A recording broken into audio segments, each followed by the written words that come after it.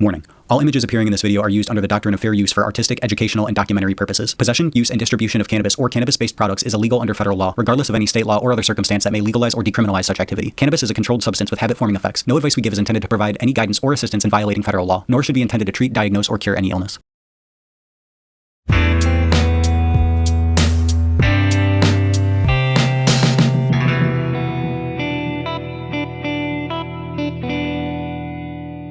Welcome back, Grass fans. This is the Ohio Grassman Show, and today we're going to do a deep dive into Blue Dream.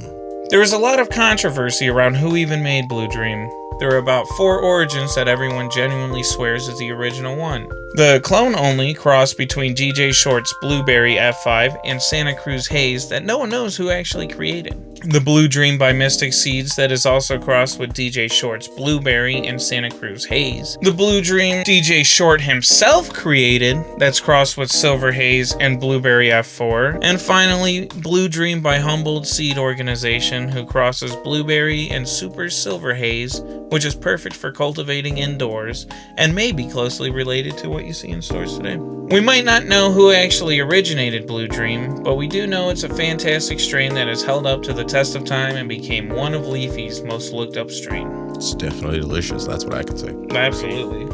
Blue Dream became one of Leafy's most looked up strains because there are over 25 different types of just Blue Dream, not to mention the auto flowering and cross strains. The original cross to make Blue Dream is between DJ Short's Blueberry F5 and Santa Cruz Haze, a sativa dominant with heavy harvest yields and an average THC content of 15 to 27%. Newer strains of Blue Dream have that higher yield due to a crossbreeding between Blueberry and Super Silver Haze, for example. However, the Blue Dream by Humboldt Seed Organization is more than likely what you are purchasing from the dispensary, due to its genetic compound having more compatibility with indoor growing and greenhouse operations. Blue Dream's effects consist of an uplifting, creative, euphoric high that brings upon the most demonic cottonmouth and dry eyes. Some say they even feel dizzy from the heady euphoria. While the effects leave you spinning, the sweet blueberry and kush taste is what keeps most coming back to Blue Dream. Blue Dream is described as having a pepper, pine, and hash-like flavor. The terpenes that dominate this strain are myrcene for earthy flavor and the infamous couch lock feel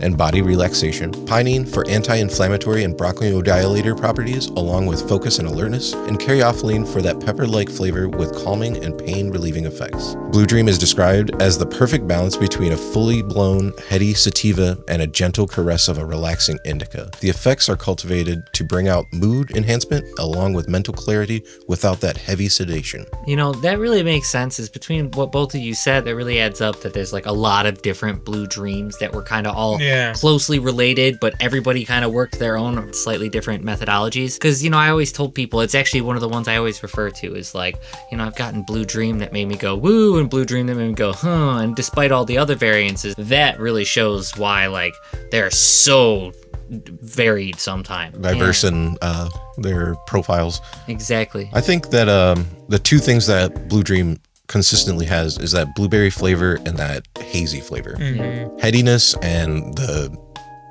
gas. Heady sweet gas. And those cultivations, though, originally emerging in 2003 as a cross between DJ Short's Blueberry strain and Dave Watson's Haze strain, Blue Dream became a staple across Northern American markets in no time. A lot of its early popularity came from strong hybrid effects and hearty high yields, making it very cost-effective for growers. This led to Blue Dream cementing its hold in the markets at the time. Blue Dream is regularly recognized as a top seller and most sought-after strain, and the industry has since established it as a legendary status strain. It was Cannabis Business Times top 10 best-selling flower of Colorado in 2023 and #1 flower, pre-roll, and vape strain of California in 2025. It's been winning cannabis cups since at least 2014. During its early period, it was a clone-only distribution to preserve the phenotypes, so cultivators had to come and get cuts of this highly sought-after cultivar. Nowadays, seeds are available. Humboldt was able to stabilize and recreate the effects and iconic taste from Blue Dream. The seeds by Humboldt are sativa dominant and flower in about 9 weeks. Typically, they are a high yield harvest with an average of 18% THC content for your enjoyment. Though it is known for its large bushy yields, it seems most recently the seeds received from Humboldt Seed Organization are accompanied with reviews of frustration and complaints of the quality of seeds. This also sees a rise in recent popularity of dissatisfaction overall with the strain. Many note the confusion of whether it is truly a hybrid or if it leans too far on the sativa side, and other comment threads argue that it should only be used midday, or that bud tenders push the strain too much. The true agreement is that it isn't for beginners. Weed Maps listed Blue Dream first in their top 7 strains for watching movies, and the medical marijuana reality TV show Top Bud is produced by Blue Dream Media. In an interview with Tim Westwood, Redman mentions Blue Dream first as his favorite sativa-leaning strain, then later even mentions Silver Haze, which is a close relative. While the music industry is mentioned and even named songs after Blue Dream, including Jenny Aiko, Dance Gavin Dance, and Weezer, one artist stands above the rest. Juicy J really loves Blue Dream. 2 mixtapes named after Blue Dream, and 3 if you include Blue Dream and Lean Reloaded. Here is a list of the top songs named Blue Dream and my ratings of them. Comment down below if you'd like me to listen to and review Juicy J's entire mixtapes.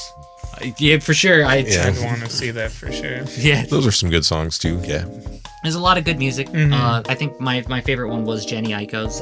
She specifically wrote that. Some others, have like some songs that just end up being tangent and they're not actually specifically directed at the strain. Jenny Aiko's Blue Dream is directly written about Blue Dream. Did the one by Emancipator put you to sleep? It was pretty chill. No, honestly, I mean it's not. But honestly, a lot of them were pretty solid. Just none of them were like crazy pull me in. Other than I'd say Jenny Aiko's was probably the best. But elsewise.